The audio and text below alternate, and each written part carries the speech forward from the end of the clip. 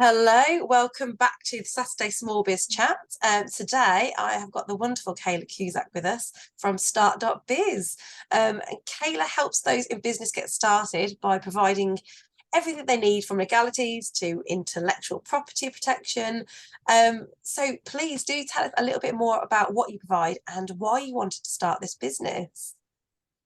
Hi. So we provide lots of services to people in business or those that want to be in business. In particular, we have a product called Just Start, which covers lots of things that you need when you want to start your business, whether starting as a sole trader or as a limited company, or going from a sole trader to a limited company. So we cover things like your business name availability search. We'll do a search for you to see whether you can have the name that you want and that you're not going to be infringing anyone else. We can get your domain, your email address, your business phone number, a virtual office so that you don't need to be putting your own home address, which that's quite a popular thing with a lot of the people we're meeting. We'll do your company, your limited company formation and your confirmation statement that you'll need, and sort you out a business bank account. So that's the main product that we've recently launched, and you can have lots of the bits. You don't need it all in one, but Just Start is a package that we've put together. It's £9.99 a month for all of those things, and the first 6 months are free. There's no long lengthy term. 30 days notice is all you need. So that's something that we've put together. We've always had all of these services optional, but we found packaging them together. Those were the ones that people tended to go for, and we're hoping that we're able to offer that at such a good rate. There's going to be some take up, really. Absolutely. For established businesses, we do intellectual property protection, trademarks, registered design, and business name protection. If there's maybe a name that you're not able to trademark, the Intellectual Property Office doesn't allow every name to be trademarked. There are some names, such as descriptive names, that wouldn't be able to be trademarked, but that doesn't stop you from being able to protect it from passing off, which is when someone tries to mimic your name and basically trade off your goodwill. So we have business name protection available that we offer as a service as well. Amazing. I mean, you're basically the one-stop shop for anyone that wants to start a business, basically, isn't it? We don't do the sort of theory, so we're not mentoring you. What we'll do is we will cover your legalities. We'll get you set up properly. We'll make sure you're not infringing on anyone's name, and then, you know, if you want to come back to us once you've got your name registered, once you've got your logo and you're looking at trademark or protection in a different way, we can help with that. Yeah. Gosh, well, I mean, this is the thing in business. It is a minefield. There's so much things to think about, and actually, sometimes people they don't even know what they should be doing. So it's kind of good to know you to kind of be like, you know, these are the basics of what you need to be doing just to be compliant, really. Yeah, doing your research from the outset, making sure that there is no one with a trademark already, or, you know, even if they haven't trademarked, you don't really want to be setting up a company with a similar name or the same name as someone else, even without them trademarking it, that's already established. So it's just, we're developing a tool, and we have a tool that we can check social media handles as well as your domains, your company's house, and your intellectual property office, to make sure that you're not treading on anyone else's toes and you're starting off on the right foot, really, from the get-go. Yeah, because I mean, that's the thing. Even if it's an established business, who's to say, you're putting your name and being like it's close to theirs. If your business is then surpassing them, they might be going, oh, actually, I run that company. I own their company instead. It's both ways, isn't it? Really. Yeah. So obviously, because you made a bit of a move originally, because originally you were a solicitor, is that right? And now an entrepreneur. So, do you miss your old career? What was the reason behind the change? There's lots of myths. I really enjoyed working as a solicitor. I worked in child protection, and I represented parents family members and children in predominantly care proceedings, but also with contact with parents and things like that. And I do miss parts of that. I've enjoyed law while I was, practicing, but it no longer suited us as a family. So I now have 2 children. And when I had my first child, I tried to go back to work, and it just didn't work. With the hours my husband was working, he was working away. Nurseries weren't open long enough. Grandparents were still working. It didn't suit us as a family anymore. We couldn't work it out in a way that we wanted to. And so that's sort of how the change came about. Me and my husband had sort of a sideline consultancy business anyway, so I worked in that. I worked for a small company locally for a little bit, and I set up a CIC for them, and then worked with that CIC, which what's a CIC for anyone? A community interest so a step down from a charity, maybe. Okay. So it's not for profit, and it helps get people into work, but didn't make a profit from that. And really, those sort of fields that I worked in are still quite close to my heart. And so really me and my husband teamed up with another couple that we met on the NCT course, because our lives really changed after having a family. They were not what they were, and our old lives and our old careers they didn't fit where we wanted to be. We bought Start.biz. It was known as a different name then, National Business Register, and that mainly transacted in intellectual property. So we've added services on, and we've rebranded it as Just Start. Start.biz, and then Just Start is our newest product. Okay. Ooh, there we go. I always love seeing, like, why people start. I don't know, there's something about an origin story, isn't there, that's just quite exciting. Yeah. It's amazing. What was it about then when you saw obviously, well, Start.biz, obviously in its previous, what was it about that business that kind of spoke to you? It had a good client base, which is always great, isn't it? But more that there were things missing that we thought we could add. We believe anyone can start, run and grow a business, and we wanted to add services that would help that happen. We'd set up a side hustle while we were in professional jobs, salaried elsewhere. So it didn't matter whether it worked as much, it was extra. Yeah. But it was still difficult.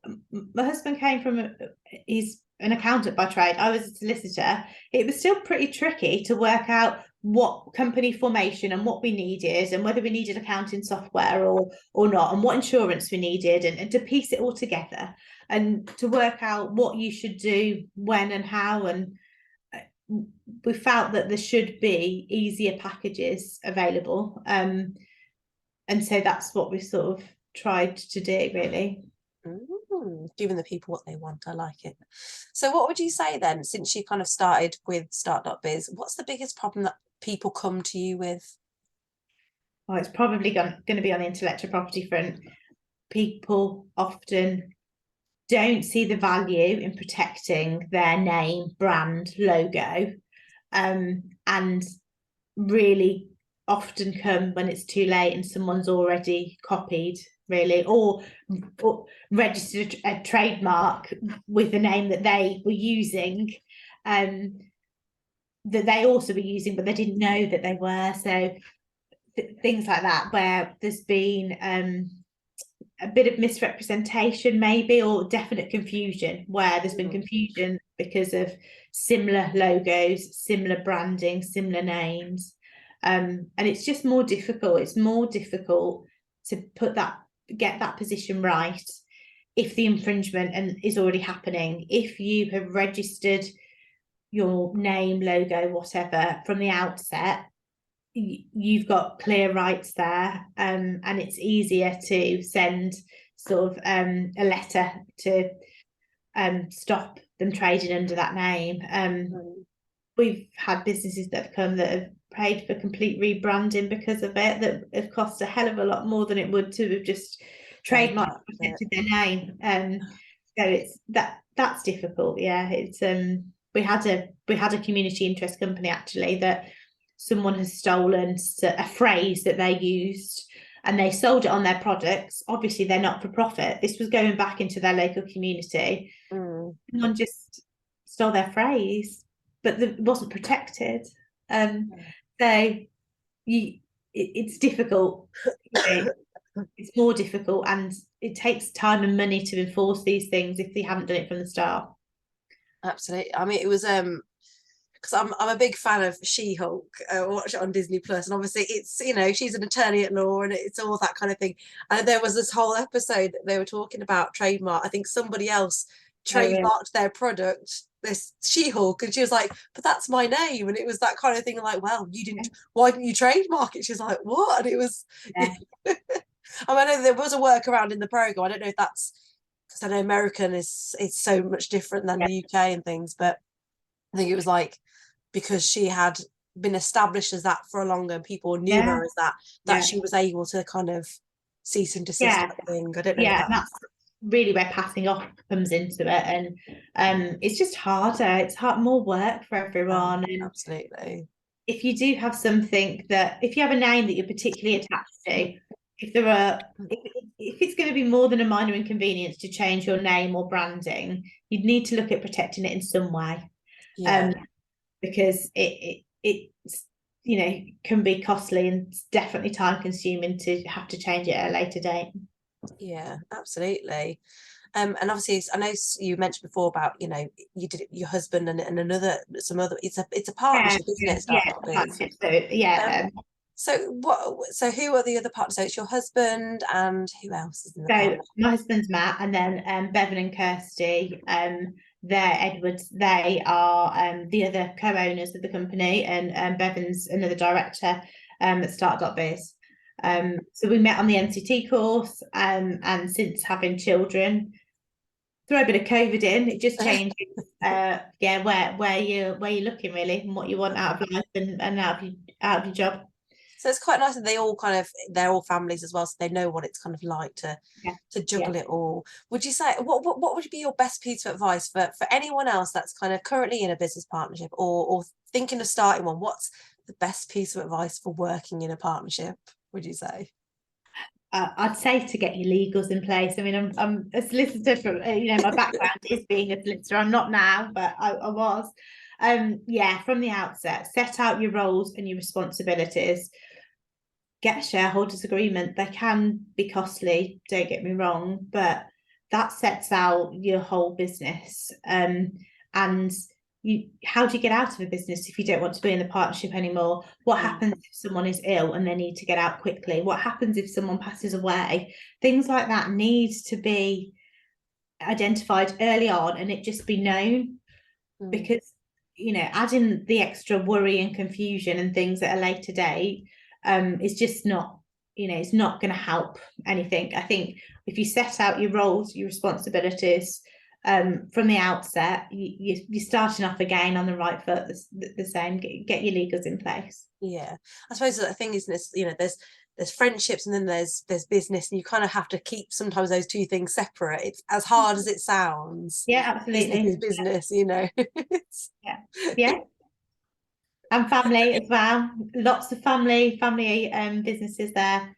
I think it's, Mm. you don't want a family disagreement to then impact. You need to know where you stand from all the way along. See, I watched those at the House of Gucci. Oh my gosh, that's one Yeah, family. what a perfect example. Yeah, very good example of how not to do it. Yeah, yeah. So away from business, then, what is the one thing that you enjoy doing the most, would you say? Um, being outdoors probably. I spoke to you a little bit earlier, so I've got two boys, and they are wild. We like to go outside. We like to be outdoors and run and make noise and be messy out there, not bring it in the house. Yeah, be outdoors and just, one of them was sort of born within the pandemic, and the other wasn't even two before COVID hit. So really, they just became used to being outside all the time when you could. Because being in the house was really restricted. We weren't able to go to classes in the same way. For a time, nursery wasn't on, and it yeah, we just love being outside really and just sort of exploring, and you'll find us muddy with mud all in our wellies and in some woods or a field somewhere. But yeah, that's what we tend to do as a family. Oh, that sounds lovely. See, I'm very much of a now OCD. I never my poor kids. That I'm like messy play. I'm like they can do it at nursery as long as they're all clean when they come back. Like I can't deal with. I don't know what it is. I'm just weird. It's fine. You're definitely more patient than I am, letting them get all I muddy and I stuff. mix I mix Play-Doh colours. That's what I do. I allow No. Play-Doh. I know it's Oh, crazy, it's isn't like it? my nightmare. Crazy. Yeah, lots of It's my my friends nightmare. feel like that. I often give their children Play-Doh that they can mix in our house so that they can do it there. God. Oh, yeah. God, that literally like brings like a cold sweat. It's like, yeah. I was Play-Doh in the carpet as well. That's another one that puts me into a Oh cold yeah, sweat. Oh not my good, God. not good. So what do you see like the future of Start.biz going? Where do you see your future being with that? We'd like the business to grow, obviously. We want to help as many people that want to start up as possible, and hopefully see them through. So it'd be great to be able to help someone that wants to start up a business and not sure where to go, and we set them up, and then once the business, is up and running, and they're pretty confident in backing themselves, to see them again in terms of wanting to trademark their business maybe. We haven't been able to help every business that's come to us. Some services we don't offer, but we have come from lots of different backgrounds, and we've met some really good business owners, and we've been able to sort of signpost and steer people in the right direction, and that's great, and just sort of adding to our trust and the credibility of us. Really, that's what we want to do. Absolutely. You should have like a goal, like I want to help X amount of businesses. Like you should actually be your 2023 goal. You should pick a number and be like, this is how many businesses we want to say that we've helped by the end of that year. Yeah, That's what yeah, I want to yeah. see. That's just some homework That's for you to it. think. Look it out and get it sorted.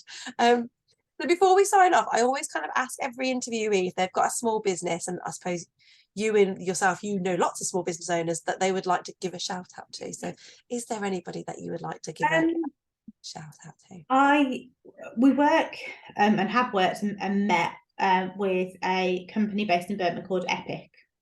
Now they offer business mentoring to 16 to 25-year-olds, young adults that have faced adversity. A lot of them have been in care proceedings, and they have not started life with the average skill set. And they offer individual plans and some financial support to help those that want to start businesses that have got brilliant ideas and brilliant skills and have no idea where to go to start. And that is a company that we think is really doing some good stuff locally. And so yeah, Epic is who I'd like to shout out today, really. Well, that's lovely. We'll have to make sure that we get their links and stuff on when this goes into the group so that people can find them, because that is a lovely, I think that's one of the biggest things, is giving people the tools to to create that control and that power for themselves. They can, it's the thing, isn't it? Jobs sometimes they can be so hard to come by, but actually there's one thing that everybody can do. Everybody can kind of find something that they're good at and utilize it to create an income or something like that. Even if it is just, I know what products to pick to sell, at a market that, everybody can work, everybody can be functional. And, that's what we need to kind of encourage more as well, I think, rather than just being like, oh, I'll just sit on my bum. It's fine. I don't need to do this. Yeah, no, definitely. It's yeah, I think we really do think that anyone can sort of start, run and grow a business, and we are, we want to surround ourselves with people that can help that. And that, this is about helping each other, and times are changing. Business now is really different from business a year ago and 2 years ago and 3 years ago. So we're always adapting. And more Um, people are starting businesses now as well. Like yeah, it's definitely, yeah, I feel like absolutely. it's a change is coming, that people are coming away from kind of wanting to Yeah, be in, kind of yeah, typical employment absolutely. roles. Yeah. And there are times of significant change which make people want to start a business more. Things like having a family maybe, or your children leaving home, or paying off your mortgage where you don't need that fixed amount, maybe these changes, being made redundant, these are changes that people see a shift, and that might mean that they want to start a business now. They want to do something, a hobby that they've always had, they now want to make into a business. And we're really interested to meet those people and speak to them and see if we can help with our services, and also see what else they could do with help with, because if we can't help, we probably know someone that can. Yeah. So basically, anyone that's watching this, if you have recently started, or even if you have started and got it all sorted, or you haven't even thought about it, you're thinking, actually, maybe I could do this, then Michaela is the person to talk to. She can direct you in the right place to kind of get you in the right packages to help you get there. And yeah, maybe you're a budding artist and you've not even thought about it, then Michaela's, again, we were talking about this before we kind of started recording for our interview.